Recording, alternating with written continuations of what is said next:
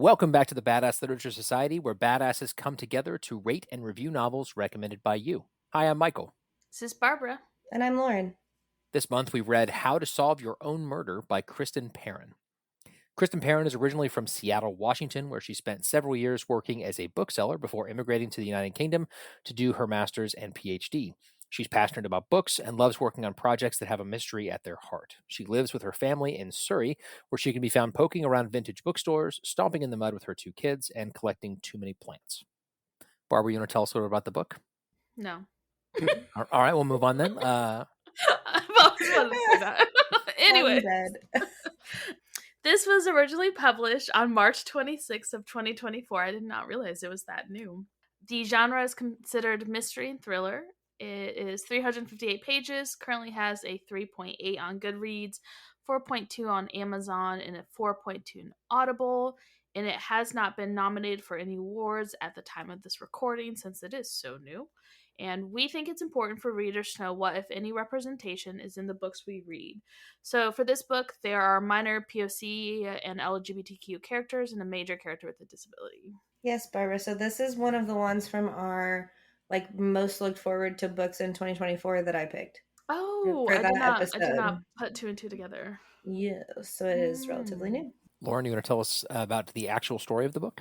Yes, so it is a very well written whodunit, in my opinion, but oddly from the perspective of, anyway, let's just read the back of the book because they do a better job. Frances Adams always said she'd be murdered. She was right. It's 1965, and teenage Frances Adams is at an English country affair with her 2 best friends. But Frances's life takes a hairpin turn when a fortune teller makes a bone-chilling prediction. One day, Frances will be murdered. Frances spends a lifetime trying to solve a crime that hasn't happened yet, compiling dirt on every person who crosses her path in an effort to prevent her own demise. For decades, no one takes Frances seriously, until that is, nearly 60 years later, when Frances is found murdered. In the present day, Annie Adams has been summoned to a meeting at the sprawling country estate of her wealthy and reclusive great-aunt Frances. But by the time Annie arrives in the quaint English village of Castle Knoll, Frances is already dead. Annie is determined to catch the killer, but thanks to Frances's lifelong habit of digging up secrets, it seems every endearing and eccentric villager might just have a motive for her murder. Can Annie safely unravel the dark mystery at the heart of Castle Knoll, or will dredging up the past throw her into the path of a killer? As Annie gets closer to the truth and closer to danger, she starts to fear she might inherit her great-aunt's fate instead of her fortune. Dun, dun, dun.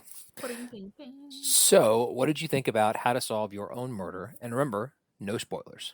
So I think it was an easy book to get into. I feel like the beats were good. It kept me interested. I was interested in the characters. I liked the back and forth between reading Frances's diary and her point of view of the whole thing, and then going back to Annie. I enjoyed all that. I think the issue I had was the ending. I feel like it was a little, maybe, I don't know if it was rushed, but I just felt a little like it was anticlimactic, if that makes sense. And I'm not sure why. I'm trying to think of the reason. Well, actually, I do. I don't think it's considered a spoiler, but I think the way that it was revealed to us as readers of the whodunit type thing, I feel like it wasn't done as well as I feel like other books have. And I think maybe that was the issue I had with it. But overall, I think it was really enjoyable. I wanted to constantly be reading and stuff like that. I think that part was done very well. So I also really enjoyed it. I thought it was a great, murder mystery. The interesting twist, obviously, being that you're getting both present day and reading these journal entries from Frances back in the 60s. I thought that was a really interesting way to tell the story. And like Barbara said, it was super easy to get into. I really enjoyed reading it. The ending, I didn't dislike the ending. Parts of it felt a little bit rushed, but I did overall enjoy the book and the ending. I also enjoyed it. I enjoyed it overall. I think it was harder. This was one of those, because it time jumps, that was harder to keep track of where I was because of the audio version. So, which is not a fault of the book or the author or the story at all. It's just the way that I choose to consume the media sometimes makes it less enjoyable, I guess, for me, depending on the book. So I felt like I was having to push the little like go 30 seconds back like like 3 times so that I could remember like, okay, where are we at, who's talking, whatever. But it didn't like super impact how much I liked it. I thought it was really good. I enjoyed the ending, but I can definitely see, and we can talk about it later, how Barbara could get to that place too. Like it wasn't, I don't want to say too much. Right. She There's said too something much. specific. There's something specific that I want to mention, but that's a spoiler, and so No I will wait for spoilers. that section. Okay, yes. But overall, I did enjoy it. So like always, we're not going to go into our individual ratings at this point. You got to wait till the end for that. But our group score for this one was a 7.75 out of 10. Would you recommend this book? Yes, I would. I think it's a fairly easy recommendation. If somebody, I mean, there are a lot of murder mysteries have a very wide audience, and so if that's someone who likes that category, they should definitely read this book. But I think it's safe to recommend outside of that too, unless you're someone who absolutely hates this, like mysteries and things like that. Like the person in your life who only reads, historical nonfiction. Maybe don't recommend it to them. But otherwise, I think, yeah, I'd recommend it to pretty much everybody. I really enjoyed it, and I think most people would too. Yeah, I think it is a great whodunit. Like I said before, it doesn't require too much thought or like deep contemplation. I feel like if somebody's reading it, like who really wants to get into predictions or whatever, like you for sure could put a lot of thought into it. At this point, like I was reading it alongside several other books and like a lot of other fires happening in life. So like I wasn't really trying to dissect it too much. And I felt like I didn't miss out on anything by not contemplating deeper, whereas there definitely have been novels that are similar to this where it's like I really wish I would have put more thought into predictions or like deep diving into certain things. So I feel like anybody would enjoy this book unless, like Michael said, they just really don't like mystery type novels. The characters all had dimension and depth, which I appreciated. I guess I say all, not maybe all of them, but all of the main ones. We got to see like a good amount of backstory and arc and things like that. So yeah, I would recommend it. It's funny that we're all saying like, "Oh, I wouldn't recommend it to someone who doesn't like these types of books." I don't know if I have met anyone who doesn't like these types of books. Now that I'm thinking about it, like at least the people that I've talked to about books, like they at least dip their toes in this genre. I feel like maybe this is the genre where like everyone can agree that they at least enjoy it because this isn't bloody. Like there's no like if you like murder mystery and you're a little squeamish when it comes to like really vivid like gruesome murder scenes. There's none of that, and so it's one of those where you can easily recommend to anyone. I feel like because it's not graphic or anything like that. It's more about the solving the mystery versus the murder. So I think that because of that, it's easy enough to recommend. Actually, I did recommend it to a coworker. And her the first thing she was like, "Well, how like gruesome is it?" I was like, "It's not one of those." She's like, "Okay, perfect." I feel like it's a cozy murder mystery if that's a thing. Can you put cozy in front of murder mystery? I don't know, but I'm doing it.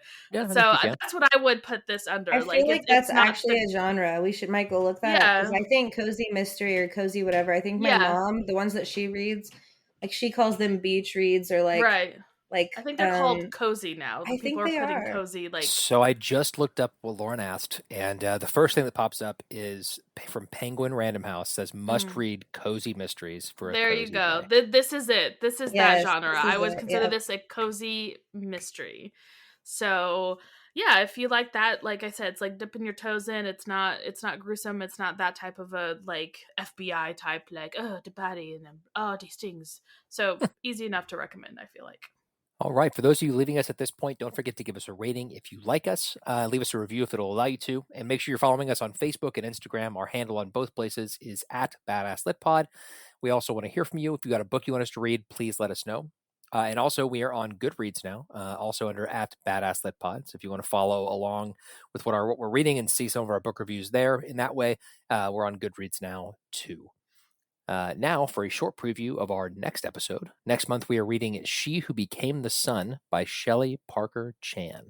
To possess the mandate of heaven, the female monk Zu will do anything. I refuse to be nothing. In a famine-stricken village on a dusty yellow plain, 2 children are given 2 fates. A boy, greatness, a girl, nothingness. In 1345, China lies under harsh Mongol rule. For the starving peasants of the Central Plains, greatness is something found only in stories. When the Zhu family's 8th-born son, Zhu Chongba, is given a fate of greatness, everyone is mystified as to how it will come to pass. The fate of nothingness received by the family's clever and capable second daughter, on the other hand, is only as expected. When a bandit bandit attack orphans the two children, though. It is Zhu Changba who succumbs to despair and dies. Desperate to escape her own fated death, the girl uses her brother's identity to enter a monastery as a young male novice. There, propelled by her burning desire to survive, Zhu learns she is capable of doing whatever it takes, no matter how callous, to stay hidden from her fate. After her sanctuary is destroyed for supporting the rebellion against Mongol rule, Zhu takes the chance to claim another future, her brother's abandoned greatness. Remember, the second part of this episode is an in-depth look at how to solve your own murder. So if you do want to read that, stop listening now and come back when you're done. My bulky blender was such a pain to use, I ended up hardly ever using it at all. But the BlendJet 2 portable blender makes blending so easy and convenient, I use it just about every day. BlendJet 2 is portable, so you can blend up a smoothie at work, a protein shake at the gym, or even a margarita at the beach. It's small enough to fit in a cup holder, but powerful enough to blast through tough ingredients like ice and frozen fruit with ease. BlendJet 2 is whisper quiet, so you can make your morning smoothie without waking up the whole house. It lasts for 15 plus blends and recharges quickly via USB-C. Best of all, BlendJet 2 cleans itself. Just blend water with a drop of soap and you're good to go. With over 30 plus colors and patterns to choose from, there's a BlendJet 2 to complement just about any style. I rock the ruby metallic print myself because I'm clearly a certified badass. What are you waiting for? Go to blendjet.com and grab yours today, and be sure to use the promo code BADALitPod12. That's BADALitPod12 to get 12% off your order and free 2-day shipping. No other portable blender on the market comes close to the quality, power, and innovation of the BlendJet 2.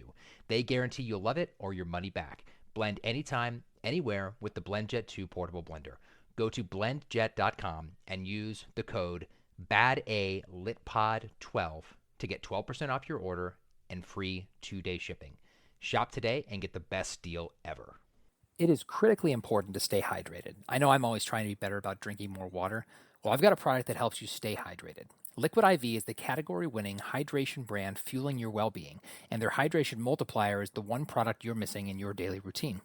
In just one stick, you get 5 essential vitamins and 2 times faster hydration than water alone. Use it first thing in the morning, before a workout, when you feel run down, after a long night out, or even on long flights. It's festival season, and planning for faster, efficient hydration is essential. Liquid IV has you covered while you prep before, power through to the headliner, and recover after the weekend. Liquid IV hydrates 2 times faster than water alone and 3 times the electrolytes of traditional sports drinks. What I love most about Liquid IV is that it's super easy to take with you, and personally I love the strawberry flavor, but all the ones that I've tried are pretty great. Also, it's made with premium ingredients. It's non-GMO and it's free from gluten, dairy, and soy. And the company does some really cool things too. Liquid IV believes that equitable access to clean and abundant water is the foundation of a healthier world. They partner with leading organizations for innovative solutions to help communities protect both their water and their futures. To date, Liquid IV has donated over 39 million servings in 50 plus countries around the world. Get 20% off when you go to liquidiv.com and use our special code BADASS at checkout. That's 20% off anything you order when you shop Better Hydration today using our special promo code BADASS, all one word, at liquidiv.com. Now, for those of you sticking around for the spoilers, here we go.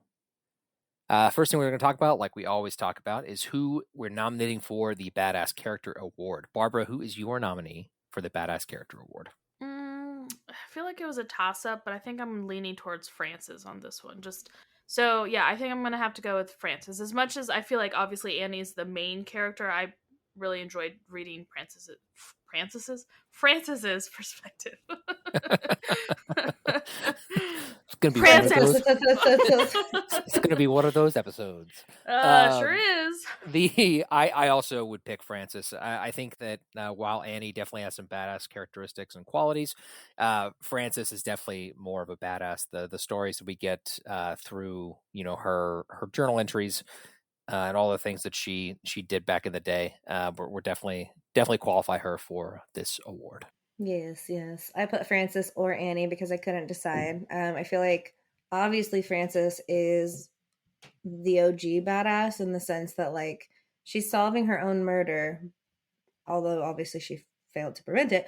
But like all of the things that she did, I don't know, she's just kind of a badass. But then Annie, I feel like also deserves an honorable mention, just for the fact that like being able to sort through all of that and like, I don't know, we'll get to her later. But yes, I guess Frances wins because Congratulations, Francis. You are the badass character of the book.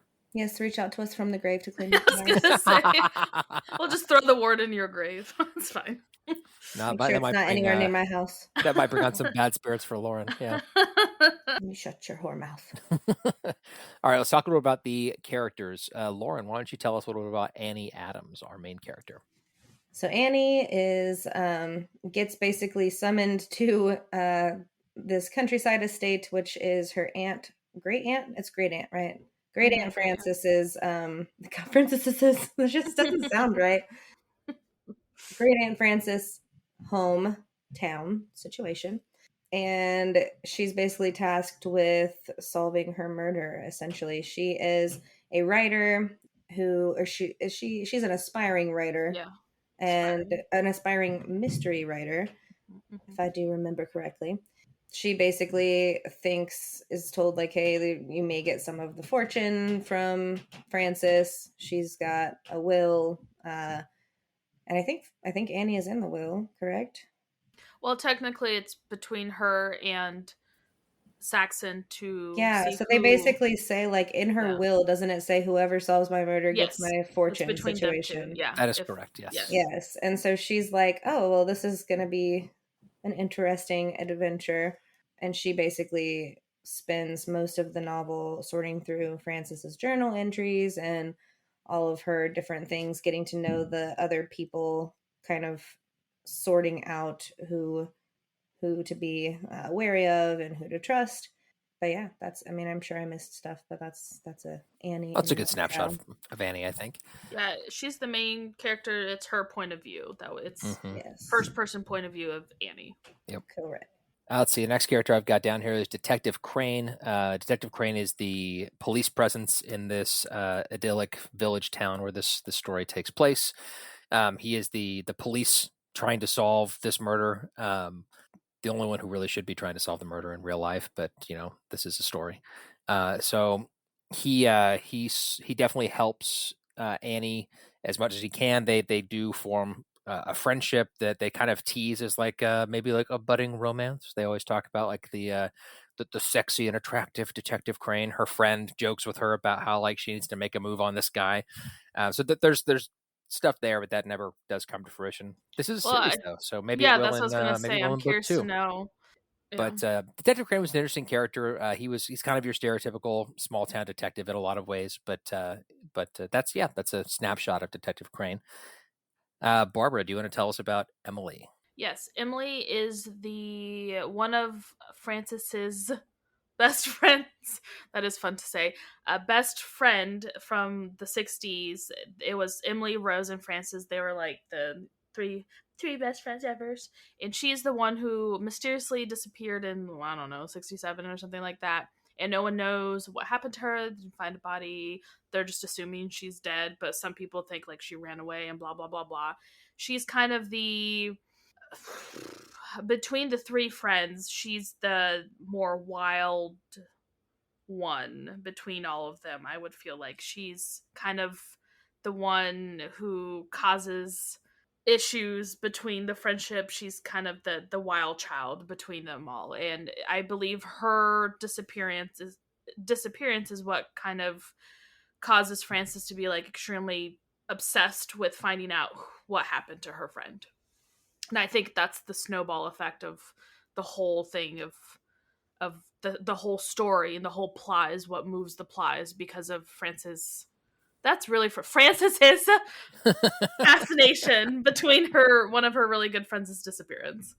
And that's Emily. Let's see. Next is Rose, the third one in the trio. So Rose is the third friend. She's kind of the quieter one of the three, but she also is written as like she was always there for Francis. It turns out that Rose is actually the killer. If you're still listening and you hadn't stopped at this point because you didn't want spoilers, she didn't kill Francis. Rose killed Emily.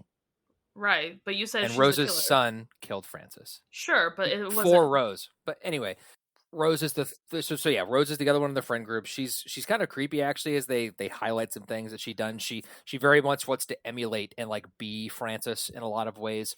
I don't find that creepy. It's someone who is infatuated with a friend, so much so that it borderlines on well, there's no borderline, it's obsessive. Yeah, which is why she Rose killed Emily to get Emily out of the way. She thought she was doing that for Francis. Right. Which is and funny then because it literally made it the opposite effect. right, and which infuriated Rose because then Francis spent all this time investigating what happened to Emily when Rose, I think, just thought she'd be like, oh, thank God she's out of my life and move on.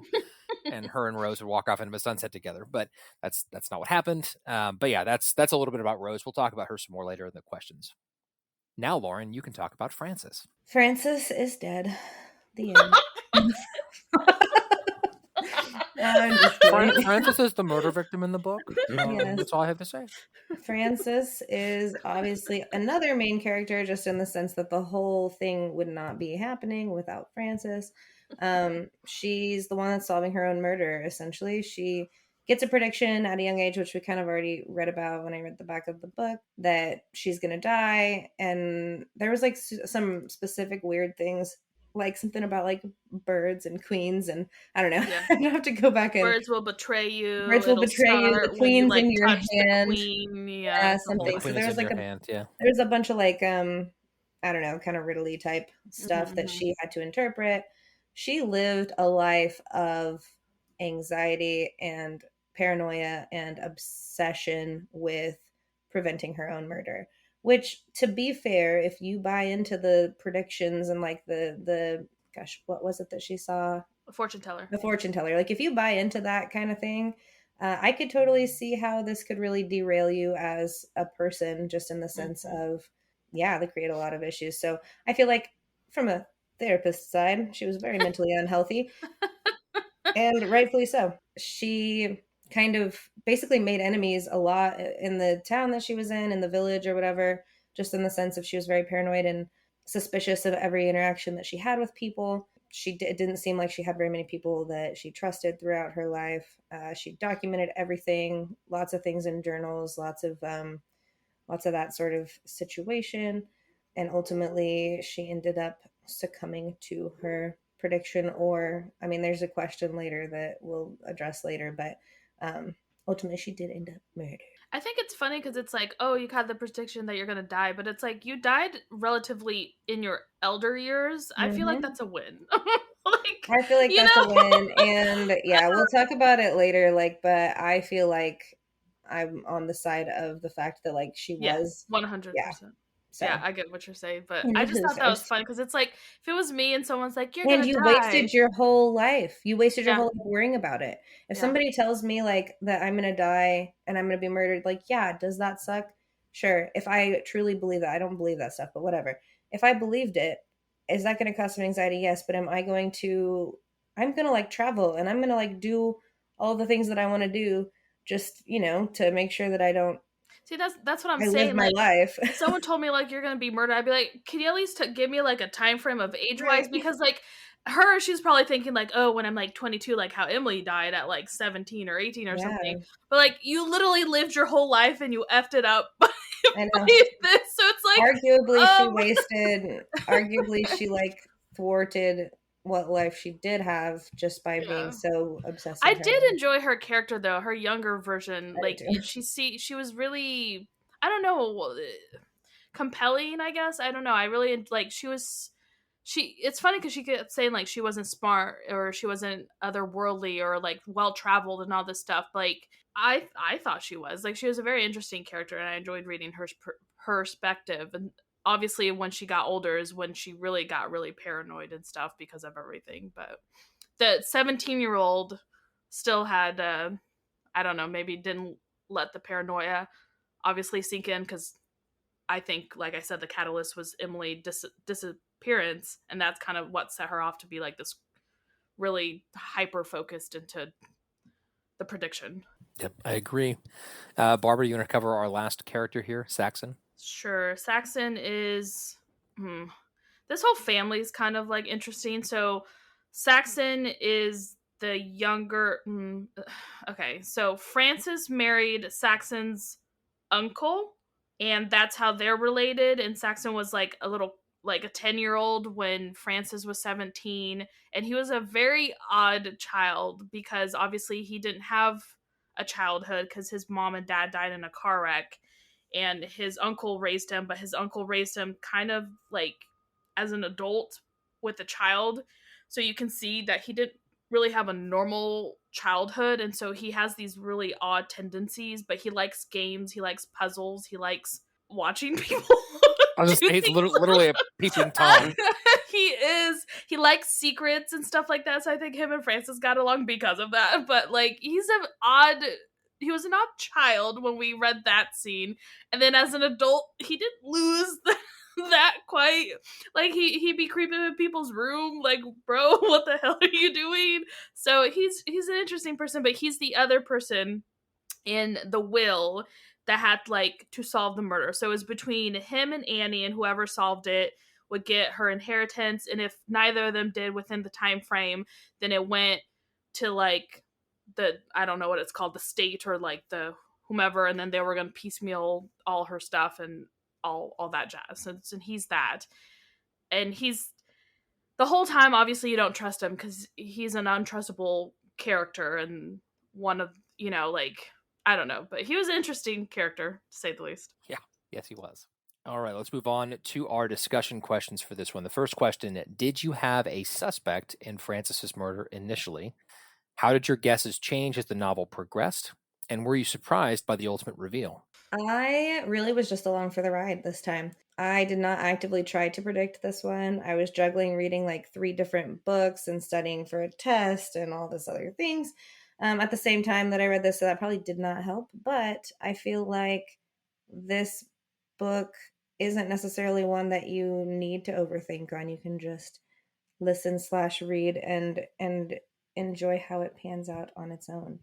I definitely don't feel like I was I was surprised by the ultimate reveal in some ways, but I think that's more so just because I wasn't actively trying to predict anything.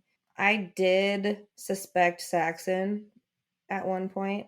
So I always try to keep an open mind in the very beginning of books. So I'm not like, oh, okay, it's this person, and then like I'm trying to find stuff to fit into why I think it's this person or these people.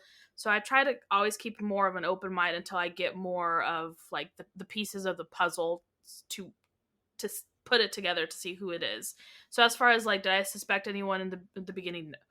No, because I didn't want to. As far as my guesses changed throughout the novel, so I feel like it was a little obvious because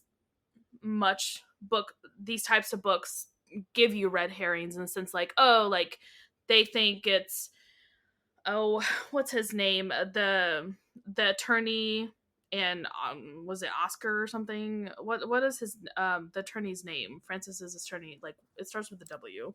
Oh, Walt? I have the book. Walt. No. So Yeah, it's Walt, like, oh, it's like, oh, it's Walt and what's his face, like his nephew or something like that. I did predict I would be 2 different people at 2 different times, like who, because essentially you're trying to figure out who murdered Emily and then who murdered Francis, because they were obviously connected. So I feel like it was a little obvious that it wasn't them, and also a little obvious that it wasn't Saxon, just because they kept pushing that. And most of these books, I don't think I've maybe read like one where it was actually the person you thought like the book was like throwing at you.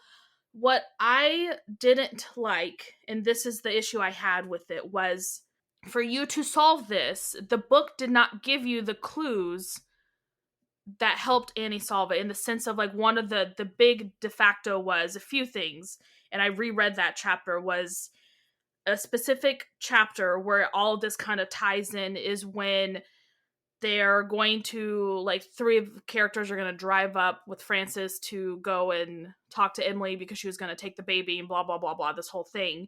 And it mentions her winter clothes that she gives to Rose.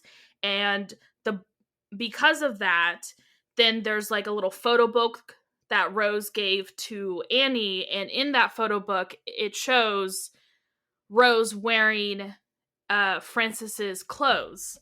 The problem is we don't get that as a reader. It just says that it's a photo book with photos in it, and it doesn't describe the photos in it. So as a reader, you don't get that missing piece that Annie used to solve who murdered it. And because of that, I feel like it's a cheap way, because then you're not giving the reader enough clues to figure out who did it. The only other clue is much later in the much later in the book, like right before the reveal, I feel like, that Annie tells you like who she thinks it is or who actually did it, is connecting that chapter where she says that they saw the driver driving up to Emily. And obviously, if you picked up on it, like the driver is dating Rose, and that's who Rose is actually marries. And later in another chapter, she goes, "Oh yeah, like he lets the owner of the car, which is who Francis's husband like later on marries and all that stuff, is like, oh, he normally drives his car himself, and what's his face allows my boyfriend to drive me around." Like that's your clue. That's literally your only clue to piece all of that of like why Rose killed Francis, or who killed Emily, not Francis, sorry, who killed Emily. And then you have to piece it together. I was like, oh, okay, so if Rose killed Emily, then obviously her son killed Francis for why? And you don't know any of that. And that's the issue I had with this, is like the motives of the murder is what I didn't like, and how you as a reader is supposed to solve this. It's like you get very late into the book, the pieces, and 3 out of the 4 pieces aren't really told to you. Like you just have to guess from like the one piece that was told. And that's the issue I had with that. I feel like I over explained that, but that's my thought on that. So in a long way, was I surprised by the ultimate reveal? No, because that was the only other character that would fit, and I did piece that part together. But I think the reasoning behind it it wasn't good enough for me. I feel like, oh, okay, so like you murdered Frances because your mom was obsessed with her and she wasn't living her own life and all this stuff, and so you as a son was pissed off at Frances, so you murdered her. Like I don't think that was good enough for me. I wanted better. And same with the whole Rose murdering Emily. It's because she was jealous. Like I get it, that's like a passion. Like it was a murder family full of crazy people. Right. But like I don't know. I just feel like the reasoning behind it, I was wanting more, and I kind of was left feeling a little like underwhelmed by that reveal. So that's fair. I did have a suspect early in the book. I thought it was Saxon, like Lauren also did. I feel like the book kind of throws a red herring and pushes you in that direction for a little while. Although I will say Barbara never thought it was Saxon. When I told her I thought it was Saxon, she's like, "You fool." She's probably like, it's the obvious choice is never the answer. Although that's not true. Sometimes the obvious choice is the answer, but in these types, it's probably. But like, it's very rare. It's very rare in these types of books. Yes. Yeah. And I also agree with what Lauren said. Like I was kind of along for the ride on this one. I think that this book was written in a way where it wasn't meant for the reader to try to solve it. It was just when you were supposed to. I know it was when you were supposed to read and go along for the ride and enjoy the story. And I get why Barbara was frustrated by that, because normally in these murder mystery books, the author does drop breadcrumbs and clues so that readers, if they want to take the time to try to solve it themselves, then they're able to. And this book was not that way. I think it was one that you were just supposed to enjoy the mystery and not try to solve it yourself, which again, I can understand why that would be frustrating for you, Barbara, because it's not like it lays out up front like it. And I feel like even if it did, even if the cover had in like big red letters, "Do not try to solve yourself," like that would just make more people want to try. That would make her. She'd be like, "Challenge accepted." Like, yep, exactly. Hold my beer. Anyway, next question. Annie is an aspiring mystery writer and a contemplative thinker. Early in the book, she muses, "If I were writing this as a novel, Elva's decision not to call the police would be flagged as suspicious behavior." How does Annie's vivid imagination both help and hinder her? And how does her analytical mind ultimately point her towards the truth? Okay, so, obviously her vivid imagination, I don't know. I feel like this is kind of a hard question to answer. I mean, maybe is it because, like, I feel like I am kind of like Annie in the sense where, like, I definitely let my imagination run with me, but I feel like that's how it helps me solve stuff, especially for books. Obviously, I'm not solving murders in my off time of work. Are you sure? Like, I think that's what helps me with books in trying to solve stuff, is like I'm putting the pieces and I'm seeing how it works, and if something isn't fitting, then I feel like it helps in the sense that, like, you can solve it that way, but it's also an issue because then you're literally you're imagining things from other people, and obviously that is what Annie was doing. she did suspect other people at first, and she was very like, "Ooh, I don't know about you," from a lot of people, and she kind of got a bit of the whole Frances issue too, because like she was reading her journal entries and kind of suspecting everyone and not trusting anyone. But I think the difference between Frances and Annie was Annie was willing to be like, okay, you know what?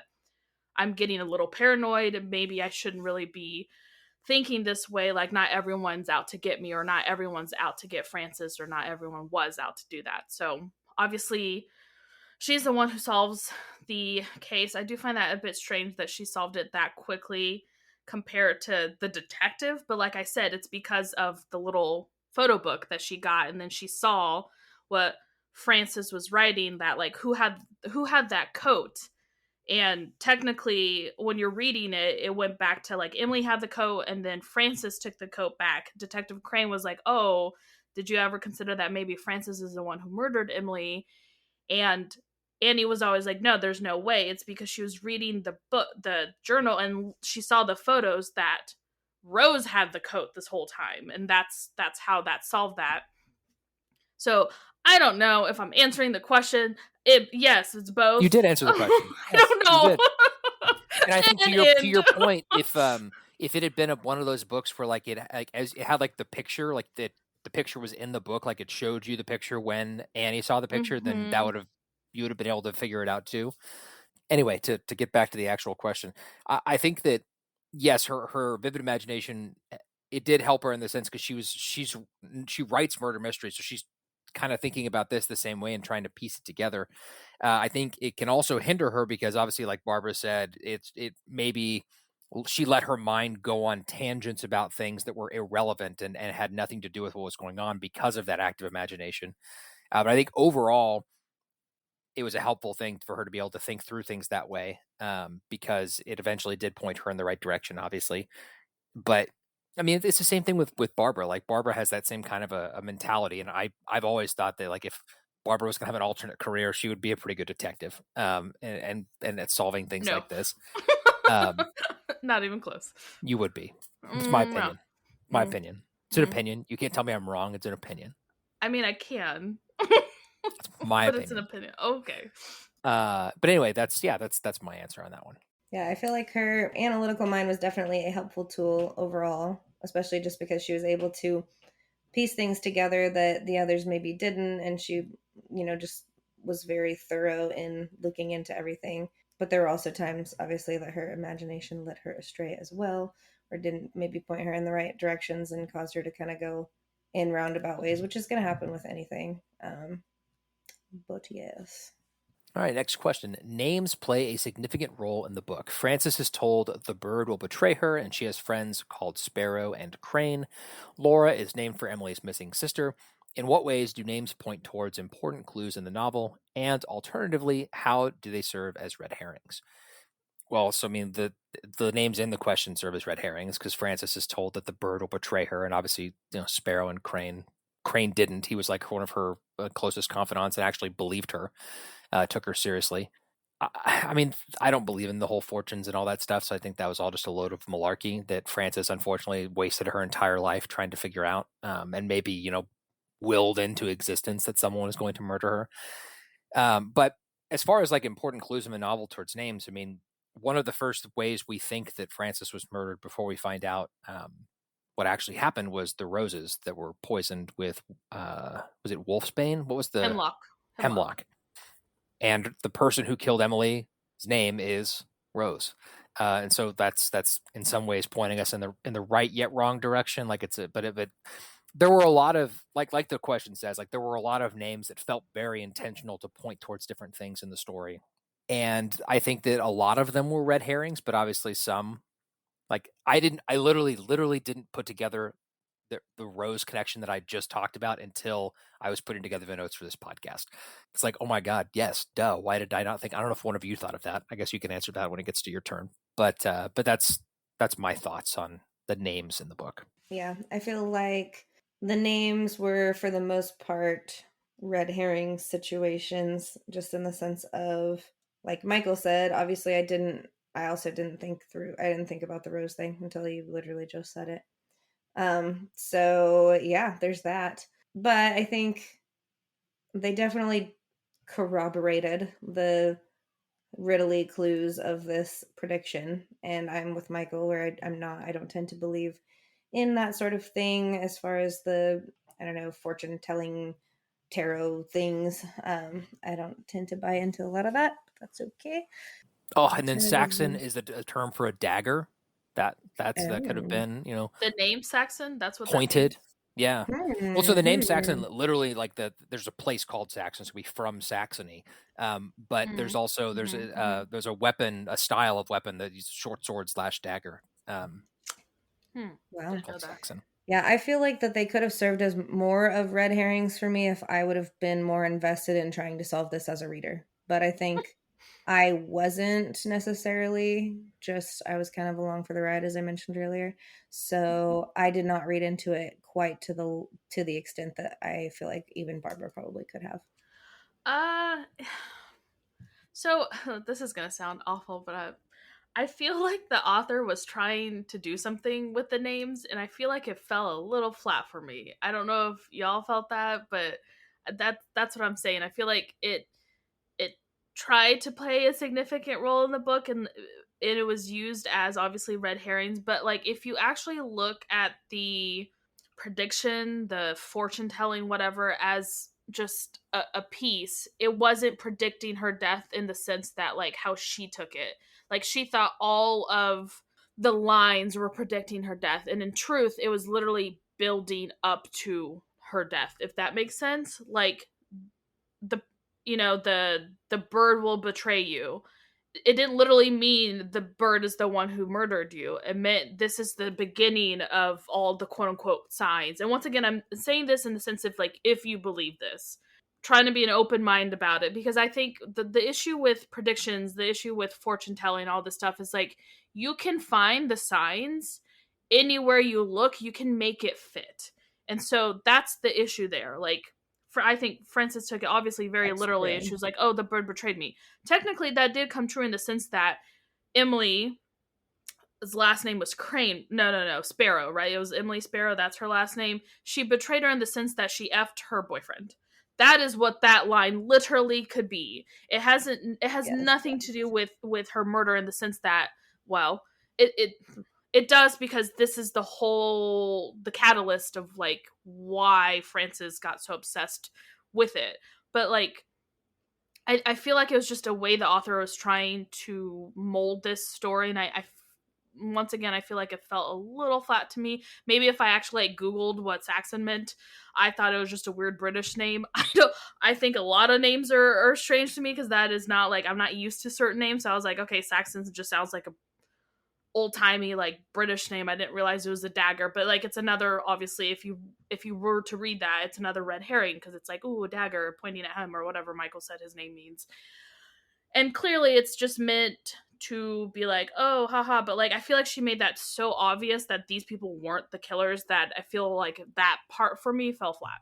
So I do feel like though, like the whole, if you get a prediction from a fortune teller can be interpreted oh, however, of because course, it's like, that's you the know, whole the bird point. betrays you. It could be like you go to the zoo and you get pooped on by the bird. The bird has betrayed me. Betrayed me. It's like you could read into it however Exactly. you That's what I'm Yeah, want. saying. you're Like, right. the things with these fortunes and all that stuff is like, you can literally interpret it in so many different ways, and maybe that's what people find fun. If you actually, It could be.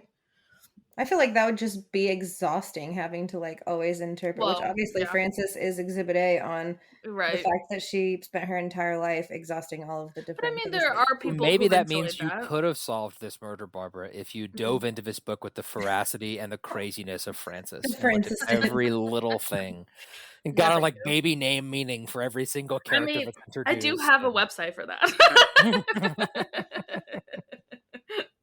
But yeah, I don't. I think it's just like that. Like, it was supposed to be like that. It's supposed to be a fun little twist in the thing to help. Mhm.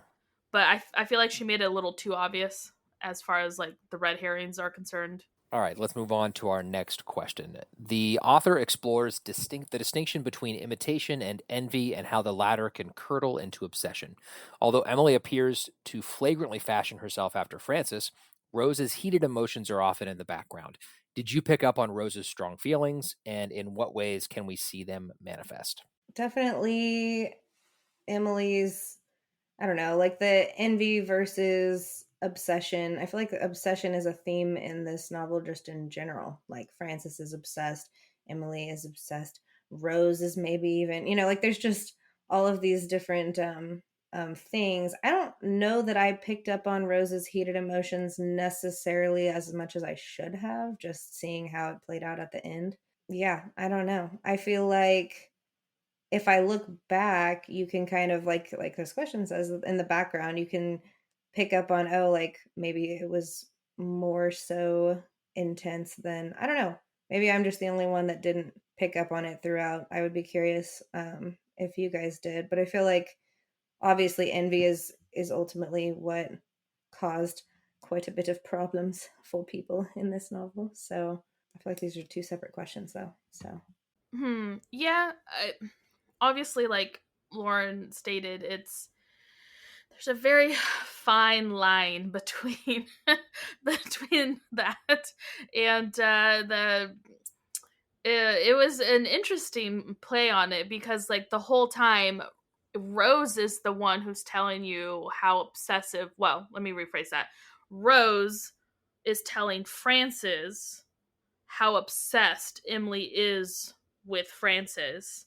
And if you actually read the Frances's journal entries, like this question says, you will see the little nuances of what actually Rose is doing, because really we only see a bit of Emily through Frances, and we get more of Rose because like they're because of this whole thing that happened. Like I feel like what happened was like Frances used to be a lot closer to Emily. Rose got jealous, so Rose was like inserting herself by trying to feed all these lies about Emily to Frances, and unfortunately Emily kind of also fed into it in the sense of like sleeping around with Frances's boyfriend and then going after the rich guy and all this other stuff. And my question is like, why are these two women obsessed with Frances? Like, what is going on? Because yeah, Frances I is a didn't badass understand bitch, that. That's Barbara. what I don't understand. Like, She is a badass, but yeah, I have a that's hard time with yeah, that. like as a woman who has really close friendship with other women, I find this part of the novel a bit strange, because like, yeah, okay, you have close friendship with women and you borrow each other's clothes, but it's, I don't know, maybe I guess I've never been into the whole like I want to be just like her and it turns into a creepy obsession. But like I found that kind of strange. That was Emily actually obsessed with Frances as well? I mean, it's kind of hard to figure out, because like, why was she doing all this stuff? Like she claims because she was just, like Frances essentially had everything. I feel like Frances had a good mom and dad, a good life, like everyone liked her, she was likable. Whereas Emily had a crappy home life, and maybe she wanted that aspect of Frances. And then I'm not really sure with Rose why she was. Is it because she's just really quiet and everyone saw her as like, of the three, like Emily was the bold one and Frances was the goody two shoes one who had it all, and then Rose was just kind of there, so maybe Rose wanted that. Like that's what I'm saying. Like I didn't understand the whole reasoning behind these obsession for these girls, and I think that's why I didn't like the book as much, because I'm just like, where is this coming from? Like we don't get a reasoning behind the why, and I'm one of those people like, I need a good motivation.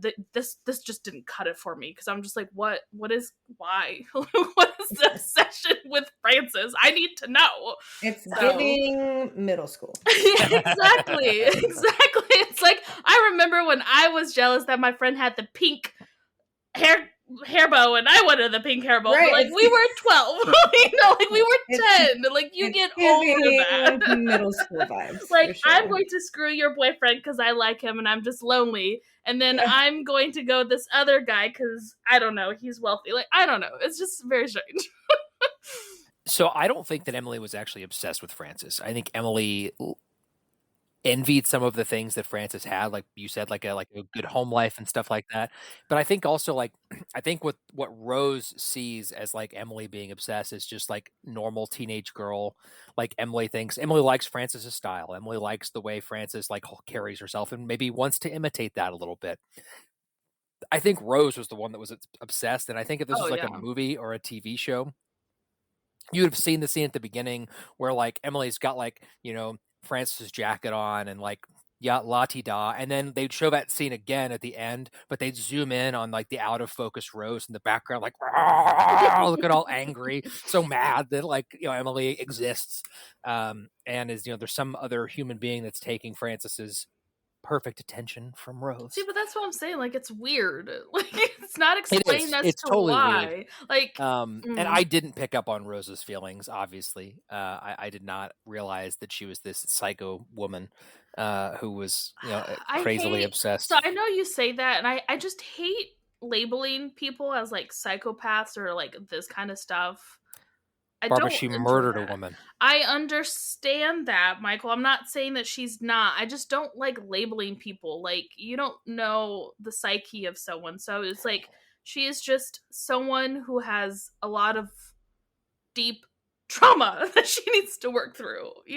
Like Fair. labeling Someone who is someone. I don't like unwell. labeling people like that. I don't know. Maybe that's just me. Maybe I'm being a little too sensitive about that. But anyway, that's my thoughts on that. I don't have a lot to add from what you guys said. Just that I think that if it was a TV show, that's how we would have seen Rose. Like maybe you noticed it the first time. Like someone like Barbara would have noticed Rose in the background stewing, but the rest of us would have had to wait for like the zoomed in shot at the end. I mean, it's a cool part of the book in the sense like you really see like you have to wade through like the obsession, and like Lauren stated, I thought it was a really good statement that she said like the book essentially is about obsession. Like all of these characters are obsessed with someone, whether that be people, the crime, the prophecy, solving the murder. Like they're all obsessive, and you can see like how either they used that to their advantage and got away from that and pulled back when they realized, hey, like maybe I'm getting too obsessed with this, or where they just freaking like dove in head first with the obsession and just let it consume them,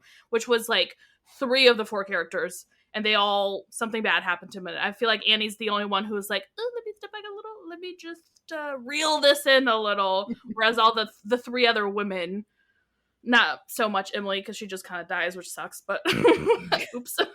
The other 3, like Frances, Rose, and well, I guess a bit, but anyways, yeah, it was just very interesting. Why are you so obsessed with me? Yes, that song. That's funny. Do you believe, as Frances did, that her murder was fated, or do you think that it is an unlucky coincidence? Or do you believe that Frances' sleuthing to try to uncover her murderer is what actually put her in more danger throughout her life? I think we've touched base on this question a bit. I think it's the whole chain of events. Like, Frances didn't really believe it. She did. She wasn't as obsessed. And then Rose went over there, murdered Emily, and that turned her into obsessive and then just continued and snowballed from there. So it's like cause and effect. If maybe Rose hadn't murdered Emily and just left her be, then Frances wouldn't have been so obsessed with this. And then maybe it wouldn't cause her son to go and murder Frances. And this all would have just been like, I don't know, some fever dream or something like that. It's very much cause and effect. Because of your actions, you did this, then the whole thing became an actual prophecy or whatever you want to call it. So I don't think it's unlucky coincidence. I don't think it's fated. I don't believe things are fated. I absolutely hate that. I like nuance. I like control. I hate when people are like, oh, it's fate. Like, F fate. Like, I don't like that. So I really do think it's just because A caused B, B caused C, and this is like it just kept happening because of this. So if you want to call that fate, I guess, whatever. But I think everyone had a role to play. And unfortunately, if they would have done different things, maybe this wouldn't have led to that. Yeah, I agree. I don't think it's fated. I do think it's an unlucky coincidence, but I think that some of Frances's meddling that she was doing and like trying to get all the dirt on everybody. I mean, some people didn't like her. She had some problems with people. I mean, the Crane family had sent her a cease and desist for some of the stuff she was saying about them. So it wasn't just Rose and her family that had negative. I don't actually think Rose even had a negative opinion of Frances. I think that No, Rose was in love with her. right, it's just her son was like, "You've made my mom suffer for years," and then killed her. So yeah, I mean, I think it's just an unlucky coincidence. I don't think that anything else has anything to do with it. I think that Frances was obsessed with the idea that she might get murdered, and that had a more of a negative impact on her own life than anybody else's life. But I don't think that's what led to her being murdered. Yeah, I mean, I feel like her relentless pursuit to prevent it actually ended up causing her more trouble than if she had just brushed off the initial curse as like, oh, funny, like fortune telling situation, or even just like, logged it for later, but like not super obsessing about it. So I definitely tend to lean more towards the fact that like if she hadn't been so obsessed and just suspicious of everyone, and like she made enemies throughout the way, kind of, because it's like everybody was perpetually annoyed with the fact that Frances was very convinced that she was going to get murdered, and so she almost, like, not to say she set herself up, because I don't think anybody ever obviously deserves that, but like she kind of put a target on her own back, in the sense that like if somebody is already feeling like they want to murder somebody, or they're already feeling animosity toward her, they're like, oh well, I can do it and then get away with it because it's fate, right? Like, and I don't know that it was completely coincidental. I feel like it was maybe more so, like, I feel like if she had just let it go and not lived her life in the way that she did, I don't think that anything would have happened. So in that Right. sense, like, I don't think that if she had left it alone, then 30 years go by and she randomly gets murdered, oh, coincidence. Like, I think that it was linked to the prediction, in the sense Mhm. that the way that she dealt with the prediction put her in a position to be more vulnerable to be Right. victimized. The son thought he needed vindication for his mom because his mom didn't live a life because of Francis and all this stuff. Right. It just harbored these feelings, and then he was like, "F this, I'm gonna murder her." So it could have been avoided if she would have just not bought into fortune telling, which, I don't. The moral of the story is no. Don't listen to the fortune teller. All right, let's move on to our last question. Emily is arguably the most multifaceted character in the novel. Throughout the novel, she's observed by her friends as a liar, a slut, a schemer, the glue that holds the group together, and the victim of emotional abuse. Ultimately, Emily reveals to Frances that her schemes have a single motivation. She just wants to be loved. How much do you think can be forgiven when it comes to Emily's actions, and how much do you hold her responsible for? We kind of talked about this a little bit at the very beginning. Like, you guys were talking about how Emily was like so many different things throughout the book. And as you were saying that, I was like, oh, there's a question about that later. We're going to talk about her multifacetedness. And it's true. She was all sorts of things. Like, there were a lot of negative words associated with Emily, but there were just as many positive ones. I think that if Emily hadn't been murdered, I think that ultimately Frances would have been able to forgive her for pretty much everything. I think that, there were some things that Emily did that maybe would be traditionally unforgivable, but I think once Frances learned that Emily just wanted to be loved, and she wasn't loved at home, and so she was seeking that love and acceptance elsewhere.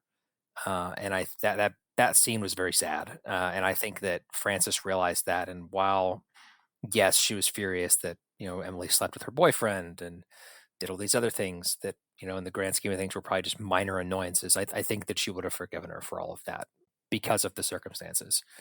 I mean, obviously, when it comes to Emily's actions, like, she's responsible for her own actions. Like, she wasn't an illegal adult, I guess. She was 17, I guess, I think, when all this was happening. Mhm. Close enough that she's responsible for her own actions. So, yes, she's responsible. But there's obviously there was more at play, and there was more reasoning for her actions that we learned about as the book carried on. Yes, I think that she needed therapy. I was just gonna say that if this wasn't a time where therapy was a thing, girl needed Yep. it. Girl needed some therapy.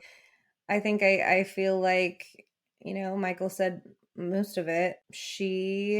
And as far as like forgiveness goes, I think it depends on the person. Like, if you're outside of it, like me, I can forgive Emily necessarily, but I think if you consider her age, you consider her presenting mental health and other problems and other life circumstances. I don't know how much, like, I mean, I feel like I have empathy for her character to an extent. As far as being held responsible for things, as far as criminal things go, which we're not really talking about necessarily, but if she's 17, she's going to get tried as an adult. So that's an argument that could be made as well. I mean, and back then too, because what year was this? 66 60s, yeah.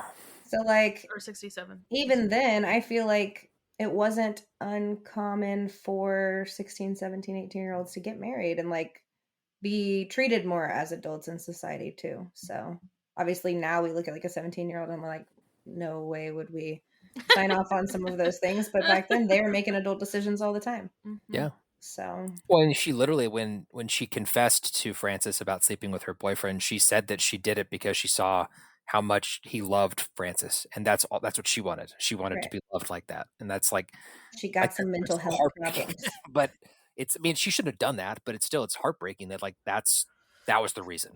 Yeah. And I like how we're always looking at the woman too. Like he could have said no. Right. Like, Well, it's always the woman that gets blamed, never the man. But that's another TED Talk we can have. So my thing that there's a quote that Annie said that I really liked towards the end of the book, where she said, if you think about it, all of these characters all had a chance to grow and change as human beings. Like the Walt that we see in Francis's time is this hot-headed, doesn't give a poo about anything, really rash, punches women person. And then the person that you see him in present time during Annie's time is this like meek, mild attorney who obviously cares for Annie because of who Annie is, that we find out later in the book, and all this stuff. Like, he's clearly not the same person that he was back then. Like, I don't see Walt like punching anyone at an older age.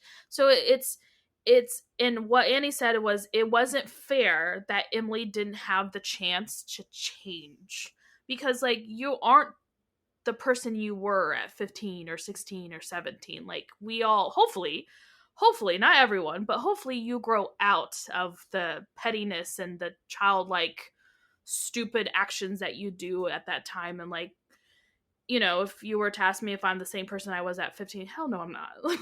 You know, and your attitude towards things and your reasoning behind that all changes. So it's like all of them had a chance to not be those people and to grow into someone else, whereas Emily didn't. And it was really interesting to say that and to read that, because it's true.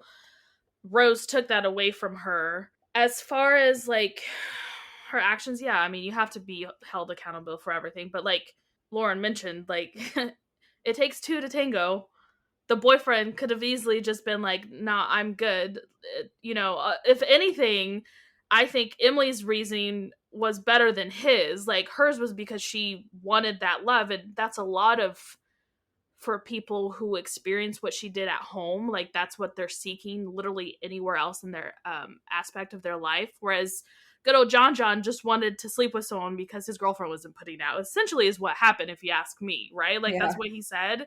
So it's like, if Francis should be pissed off at anyone, it should be John and not Emily, if you ask me. Like, if this was me and I was in Francis's shoes, I'd be like, bye. And I'd be like, you know, Emily, like, I hate that you did that. I understand where you're coming from. Let's talk about it. Like, let's help each other here. Whereas with John, I'd be like, I want nothing to do with you, dude. Like, you're, you know, but it's a book, and, you know, it's always like this. Women are always seen as the slutty ones, and the men are always the ones who got duped. Barbara. Like, I know, in real life, I'm trying to be polite, but IRL, like, I've got people that come in my office all the time that get cheated on, and then they're like, I'm gonna find her and I'm gonna beat her up. And I was like, your anger is so misplaced. Exactly. Like, it's okay to be mad at the other woman, so to speak, but like, half the time the other woman doesn't even know that they have someone else, you know? Even like, if they do, though, like, your anger, I mean, in my opinion, your primary anger should be with your partner, because that's where the betrayal took place. Exactly. And then also, sure, like, you can be super angry and hate the other person too, but it's like the fact that we don't even talk about that side necessarily. Right, exactly. Is a problem. Yeah, it's just like the whole thing about all that was just a little misplaced for Francis, but yeah, Emily does have, like, she wasn't that great of a person either. Like, she was kind of a crappy friend, but I think if she was allowed to grow, I would hope that she would have realized all the issues that cause and all this other stuff. But Yeah. it's a book. I also feel like before we wrap up, I know we're like over time, but I don't know that Barbara, we didn't have a question like we usually do about how do you feel about the ending, and I'm not saying we should, but like, can Barbara elaborate on why you didn't like the ending just briefly? Oh, I mean, I thought I explained that. Sorry. The reason was just how the killer's reveal was done, because I didn't like the motivation. Like, we didn't get enough of Rose. I feel like we got more of like Emily and Frances for a reason, because it was a misdirect, so we wouldn't know. But like, because of the misdirect, we didn't get to know like why Rose was so obsessed with Emily. It was just like she was obsessed with with Frances or whatever. That's so one that of the was reasons. the reasoning. Yeah, that and just I just feel like as a reader, like the author kept things from us so she could have this big old reveal, and I'm not a fan of that. I feel like I should be allowed to solve the mystery if you give me the tools to do that, and I feel like she pulled her punches a little on this one, so it would be a bigger like haha reveal. And I personally don't like that. That's an opinion. Obviously everyone is entitled to their opinion. I personally am not a fan of that, because I like that kind of stuff. So if you're gonna pull that from me, I feel a little jaded. Okay, yeah, that makes sense. And also I think another thing was I didn't realize this was a series. And so I think a lot of things were left a little open-ended.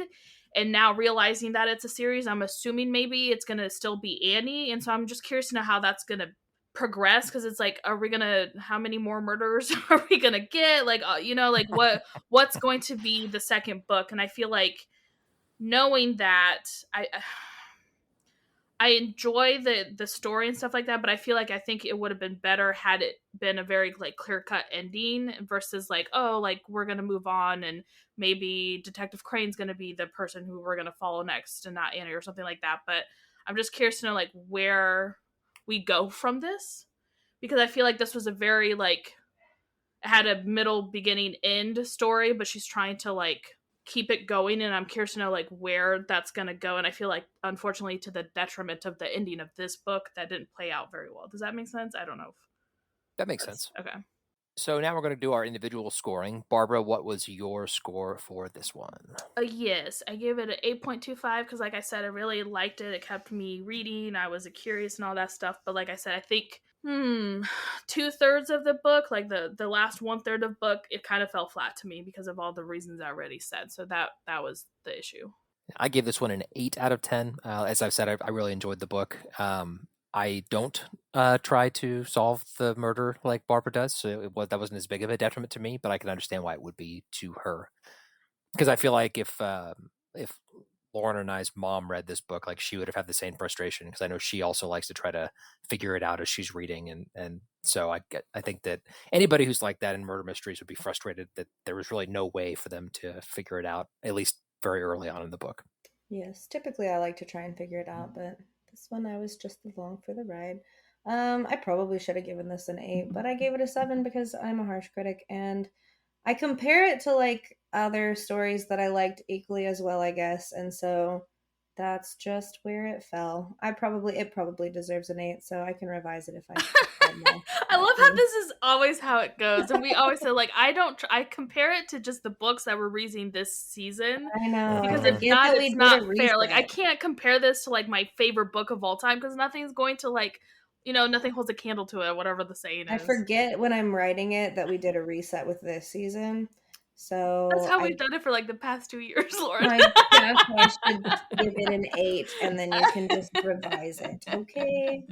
Because that's what I was comparing to. I was like, did I like this more than like The Women? Did I like this more than whatever I gave like an 8.5 or something like that too? And I was like, maybe it's comparable.